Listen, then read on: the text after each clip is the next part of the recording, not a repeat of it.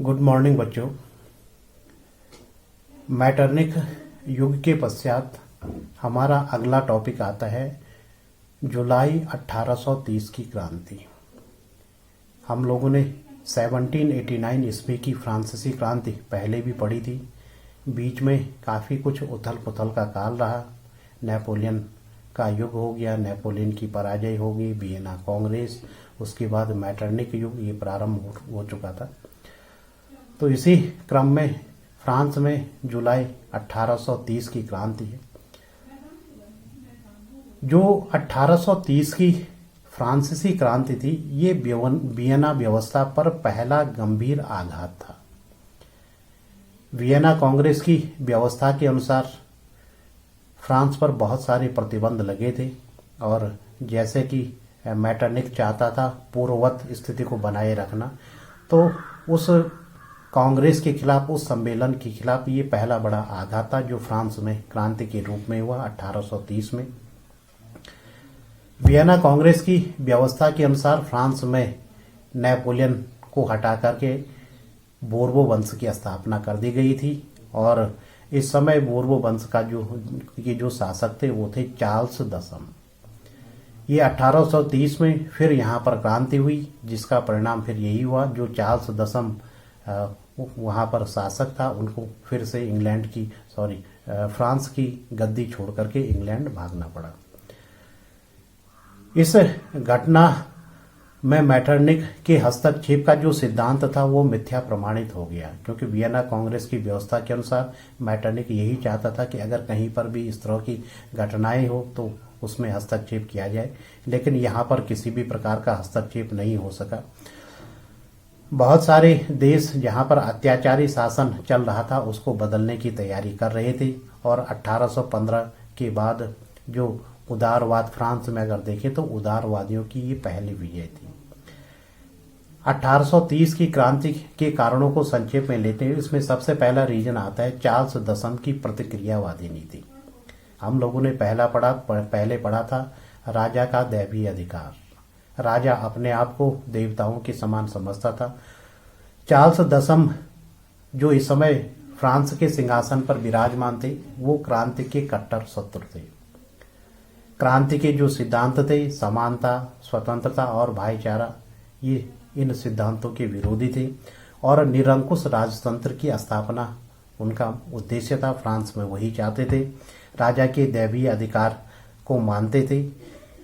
उनका कहना था, उनका कथन था कि इंग्लैंड के राजा के समान संवैधानिक शासक बनने की अपेक्षा मैं लकड़हारा बनना पसंद करूंगा। यानी उनके स्टेटमेंट से स्पष्ट हो रहा था कि वो निरंकुश राजतंत्र की स्थापना चाहते थे। कारण में दूसरा हम लोग देखते हैं सामंतों को क्षतिपूर्ति देना, क्योंकि निरंकुश शासक के द्योतक थे, चाहते थे और इसी का परिणाम था कि जो विशेषाधिकार युक्त वर्ग था, जिसमें सामंत हो गया और पादरी हो गया, उनके पक्षधर थे। सामंत वर्ग की इससे क्रांति के समय, इससे पहले जो भी संपत्ति जब्त की गई थी उसकी क्षतिपूर्ति के रूप में देने का इस समय चार्ल्स दसम ने निर्णय लिया। इस कार्य से सभी वर्ग इनकी निंदा करने लगे, सामंतों को छोड़कर, क्योंकि सामंत इन्हीं के पक्ष में था। सामंत भी वही थे जो क्रांति के विरोधी थे। क्षतिपूर्ति के लिए राष्ट्रीय ऋण की दर को भी इन्होंने कम कर दिया था।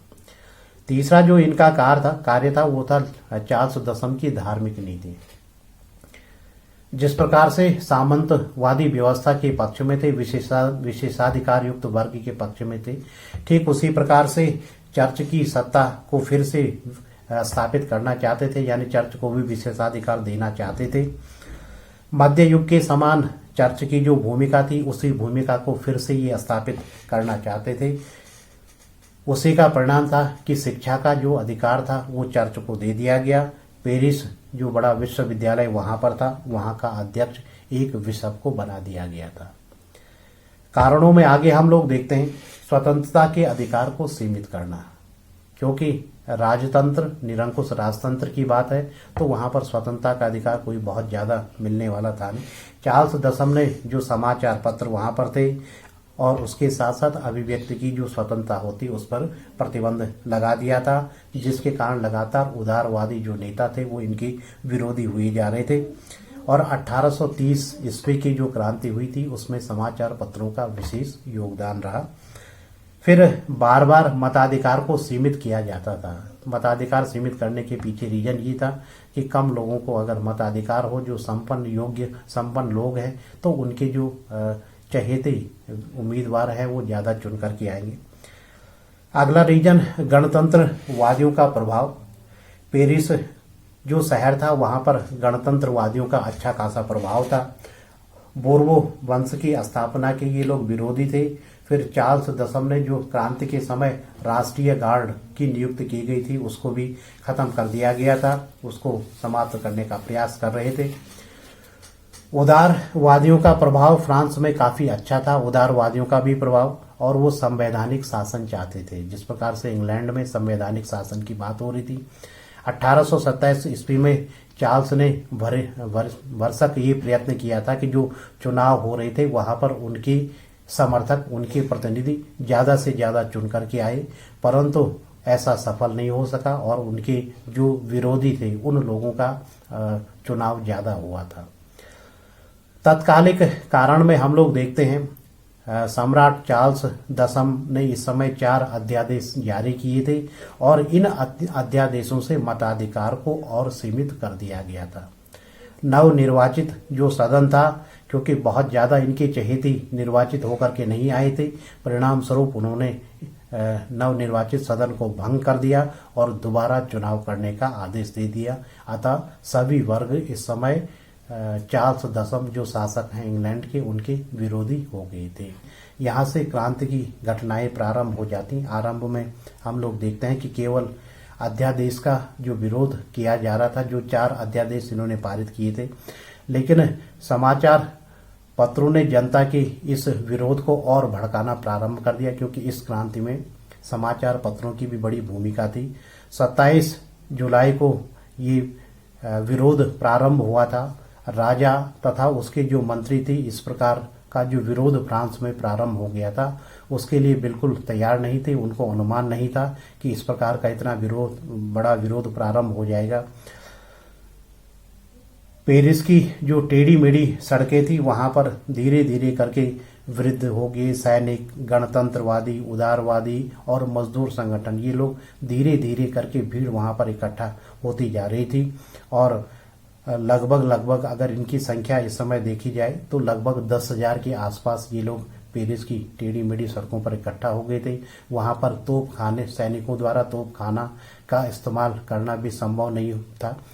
जहां एक तरफ जो विरोधी लोग थे उनकी संख्या 10,000 के आसपास हो गई थी, तो चार्ल्स दसम के पास इस समय मात्र 14,000 के आसपास सैनिक संख्या थी। 27 जुलाई रात्रि को गृह युद्ध फ्रांस में प्रारंभ हो चुका था और 3 दिन तक ये युद्ध लगातार चलता रहा, जिसको फ्रांसीसी इतिहास में या इतिहास में हम लोग शानदार 3 दिन के नाम से जानते हैं। 29 जुलाई को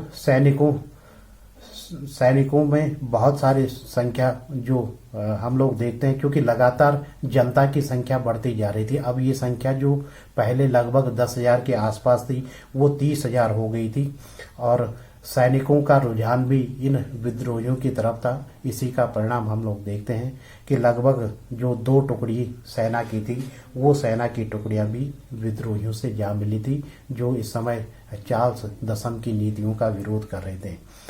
30 जुलाई को विरोधियों ने पेरिस पर अधिकार कर लिया और ये जो क्रांति प्रारंभ हुई थी 27 को, वो 30 जुलाई को उन्होंने पेरिस नगर पर अधिकार कर लिया। इसके पश्चात सम्राट चार्ल्स दसम के पास कोई उपाय नहीं बचा था, क्योंकि सेना भी 2 टुकड़ी जो है विद्रोहियों के साथ जा मिली थी। उनके पास सिंहासन त्यागने की सिवा और कोई विकल्प बचा नहीं थी। 4 अध्यादेश को वापस लेने के लिए वो तैयार हो गए, जिन अध्यादेशों की वजह से फ्रांस में क्रांति प्रारंभ हुई थी।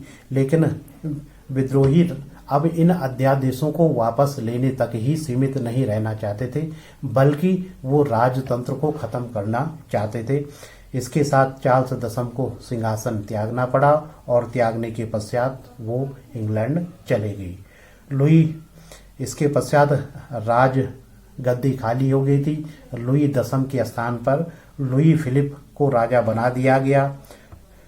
गणतंत्र यहाँ पर यद्यपि दोनों में काफी मतभेद हो रहा था, जो गणतंत्रवादी थे और जो उदारवादी थे।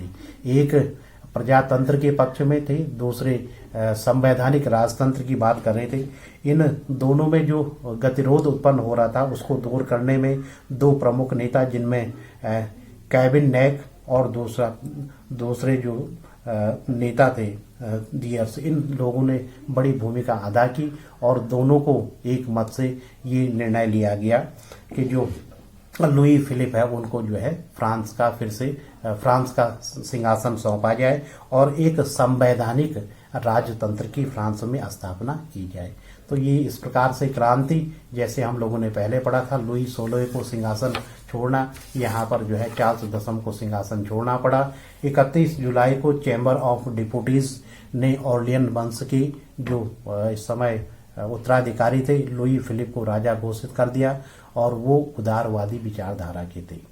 तो ये क्रांति फ्रांस में फिर से एक बार सत्ता परिवर्तन हो गई। क्रांति के महत्व में हम लोग देखते हैं कि सत्ता का जो परिवर्तन था वो निरंकुश राजतंत्र का फिर से परिवर्तन हो चुका था। निरंकुश राजतंत्र की समाप्ति हो चुकी थी।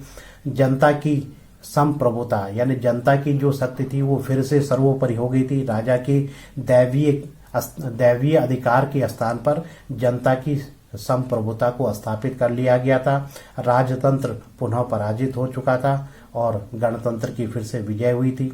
1789 की जो एक क्रांति थी उसी का ये पूरक था, क्योंकि अब ये तय हो गया था कि भविष्य में राजतंत्र, चर्च और सामंत यानी जो विशेषाधिकार युक्त वर्ग था ये आगे अपने विशेषाधिकारों की आशा नहीं कर सकते थे। ये यहाँ पर मध्यम वर्ग की विजय थी। 1830 ईस्वी की क्रांति में मजदूरों का जो निर्धन वर्ग था उनका प्रमुख कार्य था, लेकिन सत्ता की स्थापना में मध्यम वर्ग को विशेष सफलता प्राप्त हुई।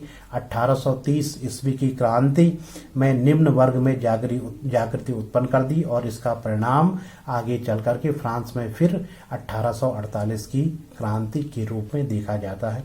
इस घटना का यूरोपीय राजनीति पर भी काफी कुछ प्रभाव पड़ा। इस टॉपिक को लेकर के मैं आगे आप लोगों से बात करूंगा।